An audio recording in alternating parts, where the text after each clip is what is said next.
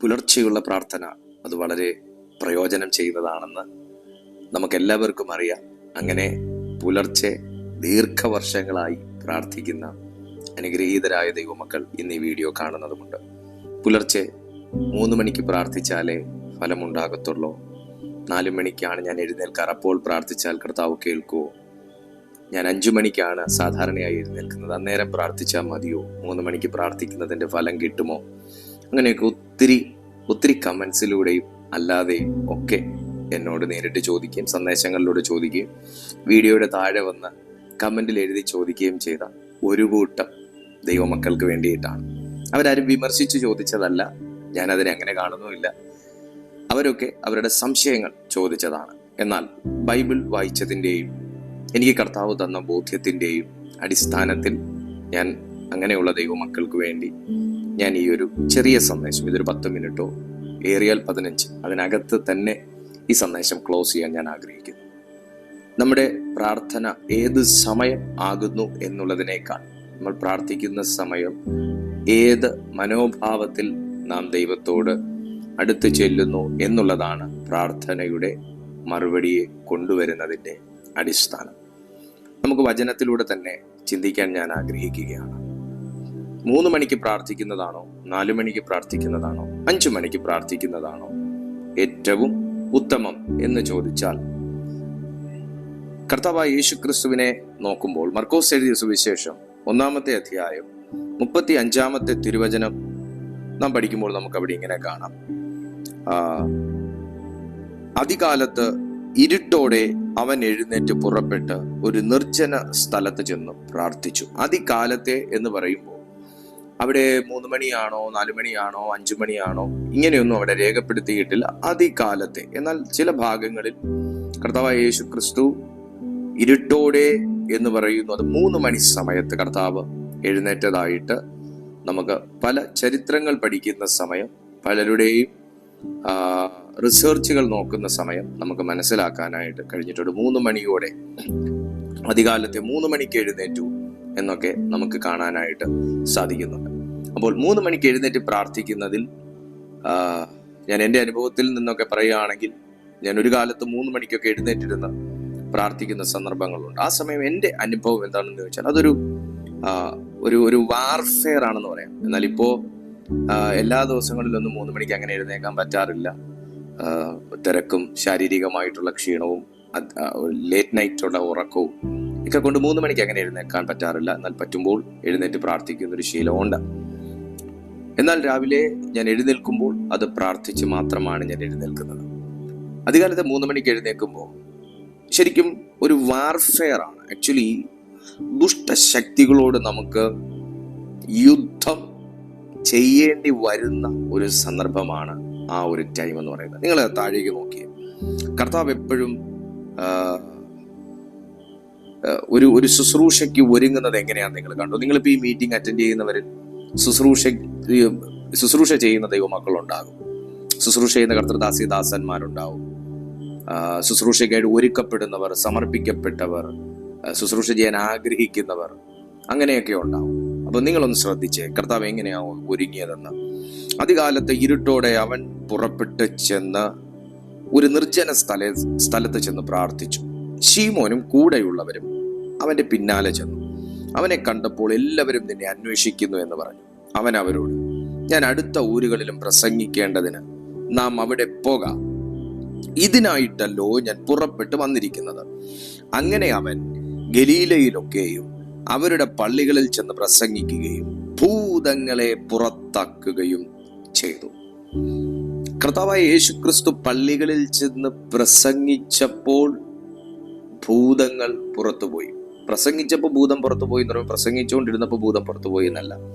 പ്രസംഗിച്ച് അവരെ ശുശ്രൂഷിച്ചപ്പോൾ കർത്താവിൻ്റെ ആ വേർഡ്, അവിടെ കർത്താവ് വേർഡ് ഡിക്ലെയർ ചെയ്തപ്പോൾ ഭൂതങ്ങളുടെ ഇരിപ്പിടത്തിന് ഇളക്കം തട്ടിയത് കൊണ്ടാണ് ശുശ്രൂഷിച്ചപ്പോൾ അവരുടെ മേൽ കൈവച്ച് പ്രാർത്ഥിച്ചിട്ടുണ്ടാവും, അവരുടെ അടുത്ത് ചെന്ന് പ്രാർത്ഥിച്ചിട്ടുണ്ടാവും, അവരെ തൊട്ടിട്ടുണ്ടാകും, അവർ യേശുവിൻ്റെ അടുത്ത് ശുശ്രൂഷ ആവശ്യപ്പെട്ട് വന്നിട്ടുണ്ടാകും, അവരിൽ നിന്ന് ദുരാത്മാക്കൾ പോയി എന്ന് പറയുന്നത്. ഞാൻ ഇന്ന് ഈ മെസ്സേജ് എടുത്തുകൊണ്ടിരിക്കുമ്പോൾ അധികാലത്ത് എഴുന്നേറ്റ് പ്രാർത്ഥിക്കുന്ന, നിങ്ങൾ 3 മണിക്കോ 4 മണിക്കോ 5 മണിക്കോ പ്രാർത്ഥിക്കുന്ന ഒരു ശീലമുള്ള വ്യക്തി ആയിക്കോട്ടെ, ഇതുവരെ അങ്ങനെ പ്രാക്ടീസ് ചെയ്തിട്ടില്ലെങ്കിൽ ഞാൻ നിങ്ങളെ ഉത്സാഹിപ്പിക്കുന്നു.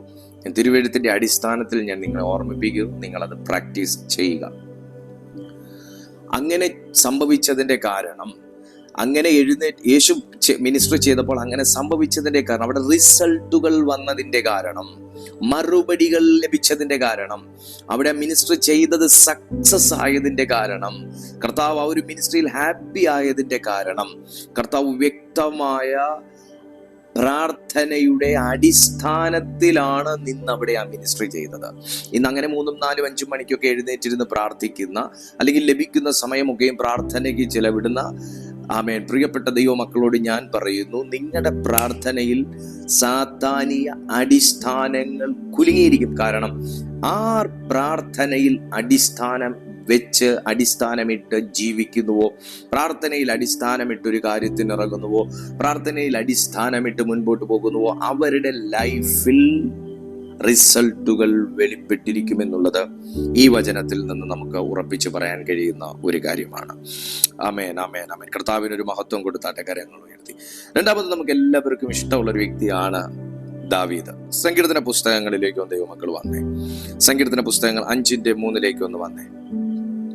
ഹല്ലേലൂയ. സങ്കീർത്തന പുസ്തകങ്ങൾ 5:3 വരുമ്പോൾ നമുക്ക് അവിടെ ദാവീദ് പറയുന്നൊരു വാക്ക് നോക്കി. യഹോവേ, രാവിലെ എൻ്റെ പ്രാർത്ഥന കേൾക്കണമേ, ഞാൻ നിനക്കായി ഒരുക്കി കാത്തിരിക്കുന്നു. യഹോവേ, രാവിലെ എൻ്റെ പ്രാർത്ഥന കേൾക്കണമേ. ദാവീദ് പുലർച്ചെ തൻ്റെ ഹൃദയം തുറന്ന് ദൈവത്തോട് സംസാരിച്ചൊരു മനുഷ്യനാണ്. അധികാലത്തെ ഞാൻ എഴുന്നേറ്റ് നിലവിളിച്ചു എന്നൊക്കെ സംസാരിച്ചത് ദാവീദാണ്. ദാവീദിനെ ഞാൻ ഇങ്ങനെയാണ് വിശ്വസിക്കുന്നത്, ദാവീദിനെ ഇങ്ങനെ പ്രത്യേകിച്ച് ഉറക്ക ടൈമൊന്നും ഇല്ല. അതൊക്കെ എപ്പോഴും കണ്ണു തുറക്കും, ആ സമയം ചാടി എഴുന്നേറ്റ് ദൈവവുമായിട്ട് കണക്ട് ആകുന്ന ഒരു മനുഷ്യനായിരുന്നു. അതുകൊണ്ടാണല്ലോ വളരെ ചെറുതിനെ തന്നെ ആർക്കും തല ഉയർത്തി നോക്കാൻ പറ്റാത്ത ഒരു മനുഷ്യനെ അടിച്ചു തള്ളിയിട്ടത്. ഞാൻ ചിരിച്ചോണ്ടാണ് പറയുന്നതെങ്കിൽ പോലും അതിനകത്ത് വലിയ കാര്യമുണ്ട്. കാരണം വളരെ ചെറുപ്പത്തിലെ തെരഞ്ഞെടുപ്പുള്ളൊരു മനുഷ്യന് ഭയങ്കര പ്രാർത്ഥനയിൽ ചൂടുള്ളൊരു മനുഷ്യനായിരിക്കും. ഞാനിന്ന് ഈ കാര്യം ഒരു ദൈവിക സന്ദേശമായി, ഒരു ആലോചനയായി, ഒരു പ്രവചന ശബ്ദമായി ഞാൻ നിങ്ങളിലേക്ക് ഇടുകയാണ്. ദൈവത്തിന്റെ തെരഞ്ഞെടുപ്പുള്ള മനുഷ്യന് പ്രാർത്ഥിക്കാതിരിക്കാൻ പറ്റത്തില്ല. അവനെങ്ങനെ റിസൾട്ട് ഓറിയന്റഡ് ഒന്നും ആയിരിക്കത്തില്ല. അവനറിയാം പ്രാർത്ഥിച്ചാൽ മറുപടികളൊക്കെ വന്നിരിക്കും. അത് ഒരു ടൈമിൽ അല്ലെങ്കിൽ മറ്റൊരു ടൈമിൽ മറുപടികൾ വന്നിരിക്കും എന്നറിയാം. ഈ തെരഞ്ഞെടുപ്പുള്ള മനുഷ്യന് പ്രാർത്ഥിക്കാതിരിക്കാൻ പറ്റത്തില്ല. അത് ചിലപ്പോൾ അർദ്ധരാത്രി 12 മണിക്ക് എഴുന്നേറ്റ് പ്രാർത്ഥിക്കും, ചിലപ്പോൾ 2 മണിക്ക് കണ്ണു തുറന്നാൽ ചിലപ്പോൾ എഴുന്നേറ്റ് ഒരു 10 മിനിറ്റ് പ്രാർത്ഥിച്ചിട്ട് പിന്നെയും കടന്നിരിക്കും. പിന്നെ അവൻ 4:30 മണിക്ക് ഉണർന്നാൽ പിന്നെ ഒന്ന് കണ്ണു തുറക്കുവാണെങ്കിൽ പിന്നെ അവൻ ചാടി എഴുന്നേറ്റ് വീണ്ടും ഒരു 10-15 മിനിറ്റ് പ്രാർത്ഥിച്ചെന്നിരിക്കും. അത് തെരഞ്ഞെടുപ്പുള്ള മനുഷ്യന്റെ പ്രത്യേകതയാണ്. അത് വേറെ ആരോ പറഞ്ഞു, ഇത് ഭക്തി മൂത്ത് വട്ടായതൊന്നും അല്ല. ഇതൊക്കെ പ്രാർത്ഥനയുടെ ആത്മാവ് പകർന്നവർക്ക് ഇതിനെക്കുറിച്ച് വ്യക്തമായിട്ട് മനസ്സിലാവും. ആമേൻ. അതുകൊണ്ട് ഞാൻ നിങ്ങളോട് പറയുകയാണ്, നിങ്ങൾ പ്രാർത്ഥനയിൽ വീണു പോകരുത്. അടുത്ത് നമുക്ക് ഇഷ്ടമുള്ളൊരു മനുഷ്യനാണ് അബ്രഹാം.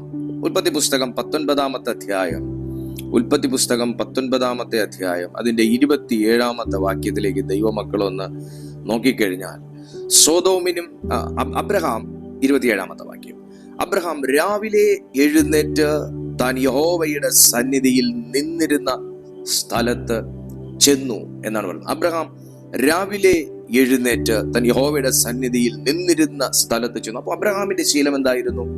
യഹോവയുടെ സന്നിധിയിൽ രാവിലെ നിൽക്കുന്ന ഒരു ശീലമുണ്ട്. ഈ പുലർച്ചെ 3 മണി മുതൽ 5 മണി വരെയുള്ള ഈ ടൈം എന്നൊക്കെ പറയുന്ന സൂര്യോദയത്തിന് മുന്നേ ഉള്ളൊരു സമയമാണ്. സൂര്യോദയത്തിന് മുന്നേ ഉള്ളൊരു സമയമാണ്. അത് ഏത് വിശ്വാസം നമ്മൾ എടുത്തു നോക്കിയാലും അതിനെ പല പേരിട്ട് വിളിക്കുന്നുണ്ട്. ഞാൻ ഈ വീഡിയോയ്ക്ക് ശേഷം ഞാൻ യഹൂദന്മാരുടെ പ്രാർത്ഥന സമയം എന്നൊരു വീഡിയോ ഞാൻ ചെയ്യുന്നുണ്ട്. നിങ്ങളത് കാണണം, വളരെ പ്രയോജനം ചെയ്യും. യഹൂദന്മാരുടെ പ്രാർത്ഥന സമയമൊക്കെ ഫോക്കസ് ചെയ്യുന്നത്, ഫോളോ ചെയ്യുന്നത് നല്ലതാണ്. ഞാനത് ചെയ്യാം. നിങ്ങൾ ഈ ചാനൽ ഒന്ന് സബ്സ്ക്രൈബ് ചെയ്തിട്ടേച്ചാൽ മതി, നിങ്ങൾക്ക് അതിൻ്റെ നോട്ടിഫിക്കേഷൻ കിട്ടും. വളരെ ഇമ്പോർട്ടൻ്റ് ആണ്. അതിന് ഓരോ പേരുകളുണ്ട്. ആ സമയത്ത് ആ ഓരോ സമയത്തെ പ്രാർത്ഥനയ്ക്ക് ഓരോ പേരുണ്ട്. അബ്രഹാമിന്റെ പ്രത്യേകത എന്താ വെച്ചാൽ, അബ്രഹാം അധികാലത്തെ ദൈവസന്നിധി, അബ്രഹാമിനൊരു റൊട്ടീൻ ഉണ്ടായിരുന്നു. ഈ സക്സസ് ആയ മനുഷ്യർക്കെല്ലാം അവരുടെ ലൈഫിൽ ഒരു റൊട്ടീൻ ഉണ്ടാവും, ഒരു ചിട്ടയുണ്ടാവും അവരുടെ ജീവിതത്തിൽ. അത് ഈ കഴിക്കുന്ന കാര്യത്തിന് മാത്രമല്ല ചിട്ട, കഴിക്കുന്ന കാര്യത്തിൽ പോലും സക്സസ് ആയവർക്ക് ചിട്ടയുണ്ടാവും. നമുക്കൊരു ചിട്ട വേണം, നമുക്കൊരു ആത്മീയ ചിട്ട വേണം, നമുക്ക് ജീവിതത്തിൽ ഒരു ചിട്ട വേണം, നമ്മുടെ കാര്യങ്ങൾക്ക് കൃത്യങ്ങൾക്ക് ഒരു ചിട്ട വേണം. അങ്ങനെ ചിട്ടയോടെ ജീവിക്കുന്ന മനുഷ്യർ സക്സസ് ആയിട്ടേ ഉള്ളൂ. അവരെ ദൈവത്തിനും ഭയങ്കര ഇഷ്ടമാണ്. ഈ കുത്തഴിഞ്ഞ ജീവിതത്തെ ദൈവം വെറുക്കുന്നു. ഈ യാതൊരു അച്ചടക്കവും ഇല്ലാത്ത ജീവിതത്തെ ദൈവം വെറുക്കുന്നു. അത് ബൈബിൾ തന്നെ പഠിക്കുമ്പോൾ നമുക്ക് അറിയാൻ പറ്റും. കർത്താവിന് ചിട്ടയുണ്ടായിരുന്നു. കർത്താവിന് അപ്പം എടുക്കുന്ന കാര്യത്തിനും ചിട്ടയുണ്ടായിരുന്നു, അപ്പം പ്രാർത്ഥിക്കുന്ന കാര്യത്തിനും ചിട്ടയുണ്ടായിരുന്നു, അപ്പം എത്രയായിട്ട് നുറുക്കണമെന്നും ചിട്ടയുണ്ടായിരുന്നു. കർത്താവ് നുറുക്കിയ തൊട്ട് തികയാതെയും വന്നില്ല, കർത്താവ് നുറുക്കിയ തൊട്ട് അധികവും വന്നില്ല. കാരണം ശേഷിച്ചത് എടുക്കാൻ ശിഷ്യന്മാരുണ്ടായിരുന്നു. ശേഷിച്ചത് 12 കൂട്ടം എടുത്തു എന്ന് പറഞ്ഞ് ഇതെങ്ങും ചീത്തയായി പോയ ചരിത്രവും ഇല്ല. കാരണം ഇവരുടെ യാത്രാ മധ്യേ ഈ 12 കൊട്ട ശേഖരിച്ചത് അവർക്ക് പ്രയോജനപ്പെടുകയും ചെയ്യും. കാരണം അവർക്ക് അടുത്ത ദിവസം യാത്രയുണ്ട്, പിന്നെ ഇനി എവിടെ നിന്നും കിട്ടാൻ സാധ്യതയില്ല. അപ്പം അതുകൊണ്ട് അതും കൂടെ കണക്കാക്കിയ കർത്താവ് വാഴ്ത്തി നുറുക്കിയത്. അപ്പൊ ആ നിലയെ പഠിക്കുമ്പോൾ കർത്താവിന് എല്ലാത്തിനും ചിട്ടയുണ്ട്, എല്ലാ കാര്യത്തിനും ചിട്ടയുണ്ട്. അപ്പൊ അതുപോലെ അബ്രഹാമിനെ ഒരു ചിട്ട, നിന്നിരുന്ന സ്ഥലത്ത് ചെന്നു. ചിലർക്ക് പ്രാർത്ഥിക്കുന്നതിന് ഭയങ്കര ചിട്ടയാണ്. അവർക്ക് പ്രാർത്ഥിക്കുന്നതിനൊരു സ്ഥലമുണ്ട്, ബൈബിൾ വെക്കുന്നതിനൊരു സ്ഥലമുണ്ട്, അവർക്ക് മീറ്റിംഗ് അറ്റൻഡ് ചെയ്യുന്നതിനൊരു സമയം, എല്ലാത്തിനൊരു സമയമാണ്. ഭക്ഷിക്കുന്നതിനൊരു സമയമാണ്, പാനം ചെയ്യുന്നതിനൊരു സമയമുണ്ട്, എല്ലാത്തിനും ഒരു സമയമുണ്ട്. ആമേൻ. അപ്പോ ഇവിടെ നോക്കിക്കേ, ചെറു സന്ദേശമായതുകൊണ്ടാണ് ഞാൻ ഇങ്ങനെ സ്പീഡിൽ പറഞ്ഞു പോകുന്നത് കേട്ടോ. അപ്പൊ അബ്രഹാം രാവിലെ എഴുന്നേറ്റ് താൻ യഹോവയുടെ സന്നിധിയിൽ നിന്നിരുന്ന സ്ഥലത്ത് ചെന്നു. സോദോമിനും ഗൊമോറയ്ക്കും ആ പ്രദേശത്തിലെ സകല ദിക്കിനും നേരെ നോക്കി. ദേശത്തിലെ പുക തീച്ചൂള പോലെ പൊങ്ങുന്നത് കണ്ടു. ഇതെങ്ങനെ കണ്ടു? ഇതെന്തിനു നോക്കിയെന്ന് ചോദിച്ചാൽ, സോദോം ഗൊമോറ നശിപ്പിക്കാൻ പോകുന്നു എന്ന് യഹോവയുടെ സന്നിധിയിൽ നിൽക്കുന്ന മനുഷ്യനായ, നിത്യവും യഹോവയുടെ സന്നിധിയിൽ അധികാലത്തെ ചെല്ലുന്ന, സംസാരിക്കുന്ന, പ്രാർത്ഥിക്കുന്ന, ദൈവവുമായിട്ട് എപ്പോഴും കമ്മ്യൂണിക്കേറ്റ് ചെയ്യുന്ന മനുഷ്യനായ അബ്രഹാമിനോട് ദൈവം പറഞ്ഞു. ഞാനൊരു ദൈവാലോചന കൈമാറാം. നിത്യവും ദൈവസന്നിധിയിൽ ചിട്ടയോടെ പ്രാർത്ഥിക്കുകയും ദൈവത്തെ സ്നേഹിക്കുകയും ദൈവകാര്യങ്ങളിൽ ചുമൽ കൊടുക്കുകയും കർത്താവിൻ്റെ നാമമഹത്വത്തിനായി ജീവിക്കുകയും പ്രവർത്തിക്കുകയും ചെയ്യുന്ന മനുഷ്യനോട് ദൈവം ഒന്നും ഒളിച്ചു വെക്കത്തില്ല. നിങ്ങളുടെ ലൈഫിൽ വരാനുള്ള കാര്യം ദൈവം വെളിപ്പെടുത്തും, മക്കളുടെ ലൈഫിൽ വരാനുള്ള കാര്യം വെളിപ്പെടുത്തും, ദേശത്ത് സംഭവിക്കാൻ പോകുന്ന കാര്യങ്ങൾ ദൈവം വെളിപ്പെടുത്തും, നിങ്ങളുടെ റിലേറ്റീവ്സിന് വരാൻ പോകുന്ന കാര്യങ്ങൾ വെളിപ്പെടുത്തും, ആരോടെങ്കിലും നിങ്ങൾ പറയേണ്ട കാര്യം ദൈവം നിങ്ങളിലൂടെ പറയിക്കും, നിങ്ങൾക്ക് ദൈവം പ്രവചനാത്മാവിൽ വെളിപ്പെടുത്തും, അങ്ങനെ ദർശനങ്ങളിലൂടെ വെളിപ്പെടുത്തും, സ്വപ്നങ്ങളിലൂടെ വെളിപ്പെടുത്തും, വെളിപ്പാടുകളിലൂടെ വെളിപ്പെടുത്തും. അങ്ങനെ പല നിലയിൽ ദൈവം അത് നിങ്ങളെ അറിയിക്കും. അത് ദൈവസന്നിധിയിൽ നിൽക്കുന്ന മനുഷ്യന്റെ അവകാശമാണ്. അതാണ് ഈ അധികാലത്തെയൊക്കെ എഴുന്നേൽക്കുന്നതിൻ്റെയും പ്രാർത്ഥിക്കുന്നതിൻ്റെയും, ഈ ചില മനുഷ്യരെ അധികാലത്തെ എഴുന്നേൽക്കുന്നതിൻ്റെ സുഖം പിടിച്ചു പോയത് അങ്ങനെയാണ്. കാരണം അവർ ദൈവസന്നിധിയിൽ, ഞാനിങ്ങനെ പുലർച്ചെ 3 മണിക്ക് പ്രാർത്ഥിക്കുന്ന വീഡിയോയെ കുറിച്ച് ഞാനിങ്ങനെ ഒരു വാക്ക് പറയും. ദൈവഹൃദയത്തിലെ സ്ക്രിപ്റ്റുകൾ ഡൗൺലോഡ് ചെയ്യാം. അപ്പൊ അതിൻ്റെ ആ വീഡിയോയുടെ താഴെ ഒരാൾ വന്ന് എന്തോ കമന്റ് ചെയ്തു. ഞാൻ നിങ്ങളോട് പറയട്ടെ, ദൈവഹൃദയത്തിന്റെ സ്ക്രിപ്റ്റുകൾ ദൈവം സ്നേഹിക്കുന്ന മനുഷ്യനെ ദൈവം അത് ഈ സംവിധായകൻ തിരക്കഥ എഴുതിയിട്ട് അല്ലെങ്കിൽ സ്ക്രിപ്റ്റ് തയ്യാറാക്കിയിട്ട് വഴി പോകുന്ന എല്ലാരെയും വിളിച്ച് കാണിക്കുവോ, ആ സിനിമയിൽ ഏറ്റവും പ്രധാനപ്പെട്ട ഒരു കഥാപാത്രം ചെയ്യേണ്ട, പ്രധാനപ്പെട്ട ഒരു റോള് ചെയ്യേണ്ട കഥാപാത്രത്തെ, അല്ലെങ്കിൽ ആ ഒരു ഫിലിം സ്റ്റാർ, ഒരു ഹീറോയെ ആ തിരക്കഥ അവതരിപ്പിക്കുമോ? ഏറ്റവും പ്രധാനപ്പെട്ട റോള് ചെയ്യേണ്ട, അല്ലെങ്കിൽ ആ സിനിമയുടെ ഓൾ ഇൻ ഓൾ ആയിട്ടുള്ള ഒരു വ്യക്തിയല്ലേ ആ തിരക്കഥ വായിച്ച് കേൾപ്പിക്കത്തുള്ളൂ, തിരക്കഥ എന്താണെന്ന് പറയത്തുള്ളൂ. അത് ആ സിനിമയുടെ ഏറ്റവും ചെറിയ ഒരു കഥാപാത്രം ചെയ്യുന്ന ഒരു വ്യക്തിയെ ഒരിക്കലും ആ തിരക്കഥ അറിയിക്കത്തില്ല. അപ്പൊ അത് ഏറ്റവും പ്രധാനപ്പെട്ട റോള്, അല്ലെങ്കിൽ ആ സിനിമയുടെ ഏറ്റവും പ്രധാനപ്പെട്ട ഭാഗങ്ങൾ ചെയ്യുന്ന വ്യക്തികൾക്ക് മാത്രമേ തിരക്കഥ അല്ലെങ്കിൽ സ്ക്രിപ്റ്റ് കംപ്ലീറ്റ് ഒക്കെ വായിച്ച് കേൾപ്പിക്കത്തു. ബാക്കി അല്ലാത്തവർ അവരുടെ റോൾ എന്താന്നുള്ളത് പറഞ്ഞു കൊടുക്കത്തേ ഉള്ളൂ. അപ്പൊ എന്നതുപോലെ ദൈവസന്നിധിയിൽ വളരെ പ്രധാനപ്പെട്ട ദൗത്യം നിർവഹിക്കുന്ന വ്യക്തികൾക്ക് മാത്രം, അല്ലെങ്കിൽ അത് പ്രധാനപ്പെട്ടവനാണ് എന്ന് ദൈവത്തിന് തോന്നുന്നവർക്കാണ് കർത്താവിന്റെ ഹൃദയം തുറക്കുന്നത്. അതാണ് ഞാൻ ആ സ്ക്രിപ്റ്റ് ഡൗൺലോഡ് ചെയ്യൂ എന്ന് പറഞ്ഞതിന്റെ അർത്ഥം. ഹല്ലേലൂയ. അപ്പോ നിങ്ങൾ മനസ്സിലാക്കുക, നിങ്ങൾ ദൈവവുമായി അങ്ങനെ ബന്ധപ്പെട്ട് സംസാരിക്കുന്ന ഒരു വ്യക്തിയാണെങ്കിൽ തീർച്ചയായിട്ടും നിങ്ങളുടെ മുമ്പിൽ കർത്താവ് ഒന്നും മറച്ചു വെക്കത്തില്ല എന്നുള്ളതാണ്. അപ്പൊ അബ്രഹാമിനോട് ദൈവം വരാനുള്ള കാര്യങ്ങളെക്കുറിച്ച് വെളിപ്പെടുത്തിയ ദൈവത്തിന്റെ ആത്മാവ് ഇവിടെ വെളിപ്പെടുത്തുന്നു. യെശയ്യാ പ്രവാചകന്റെ പുസ്തകം 50:4 നാം ശ്രദ്ധ കൊണ്ടുപോകുമ്പോൾ, യെശയ്യാ പ്രവാചകന്റെ പുസ്തകം 50:4. ഹല്ലേലൂയ. 50:4 നോക്കിക്കേ.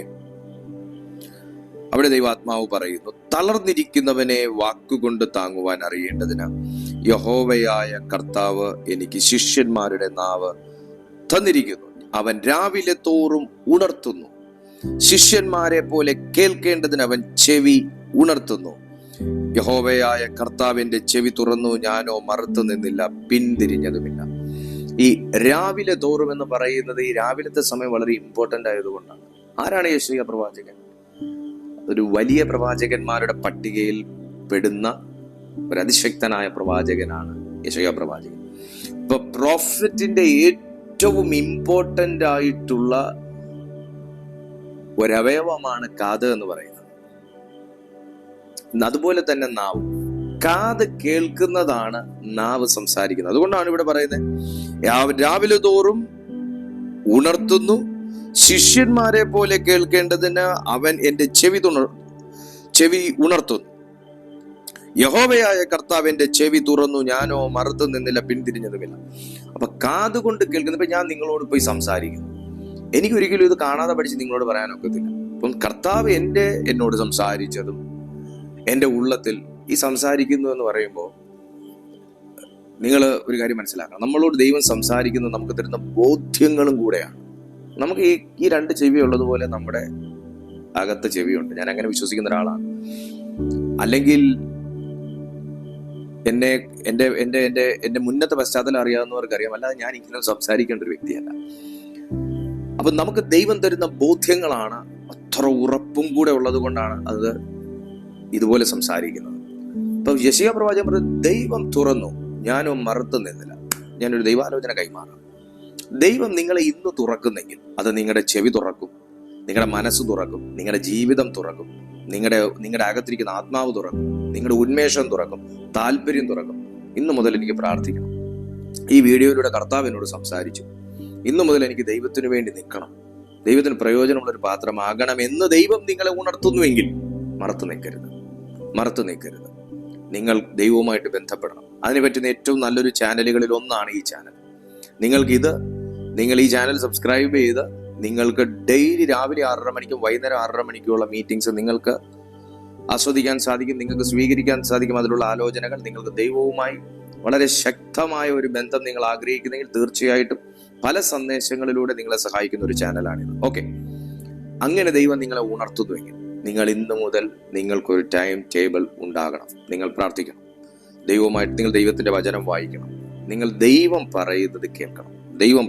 അതുകൊണ്ടാണ് യെശയ്യാവ് അവൻ രാവിലെ തോറും ഉണർന്നു. അപ്പൊ രാവിലെ തോറും എന്ന് പറയുമ്പോൾ ഡെയിലി ഓരോ അപ്ഡേഷനാണ് യെശയ്യാ പ്രവാചകന് വരുന്നത്. അതുകൊണ്ട് അത്ര വലിയ പ്രൊഫറ്റ് ആയത്. നിങ്ങൾക്ക് പ്രവചിക്കണമെങ്കിൽ നിങ്ങൾക്ക് പ്രാർത്ഥിക്കാതെ പറ്റത്തില്ല. നിങ്ങൾക്ക് ദൈവകാര്യങ്ങൾക്ക് വേണ്ടി നിൽക്കണമെങ്കിൽ പ്രാർത്ഥിക്കാതെ പറ്റത്തില്ല. നിങ്ങൾക്ക് സക്സസ് ആകണമെങ്കിൽ പ്രാർത്ഥിക്കാതെ പറ്റത്തില്ല. നിങ്ങൾക്കൊരു ഡിഗ്രി ഹോൾഡർ ആകണമെങ്കിൽ പഠിക്കാതെ പറ്റത്തില്ല എന്ന് പറയുന്നത് പോലെ നിങ്ങൾക്ക് പ്രവർത്തിക്കാതെ വിജയമില്ല, പ്രാർത്ഥിക്കാതെ പ്രവൃത്തിയിൽ വിജയമില്ല. അങ്ങനെയാണ് ദൈവവചനം പഠിപ്പിക്കുന്നത്. അപ്പോൾ ഞാനോ മറുത്തു നിന്നില്ല, പിന്തിരിഞ്ഞതുമില്ല. പലരെയും പ്രാർത്ഥനയിൽ പിന്തിരിച്ചിട്ടേക്കുകയാണ്, പലരെയും ദൈവശബ്ദത്തിന് മറുതലിച്ച് നിർത്തിയിരിക്കുകയാണ്. ഇന്ന് ഈ സന്ദേശത്തിലൂടെ ആരെയൊക്കെയോ കർത്താവ് റിസ്റ്റോർ ചെയ്യുകയാണ് യേശുവിന്റെ അധികാരമുള്ള നാമത്തിൽ. ഈ സമയം ഈ ദൈവശബ്ദം സ്വീകരിക്കുക.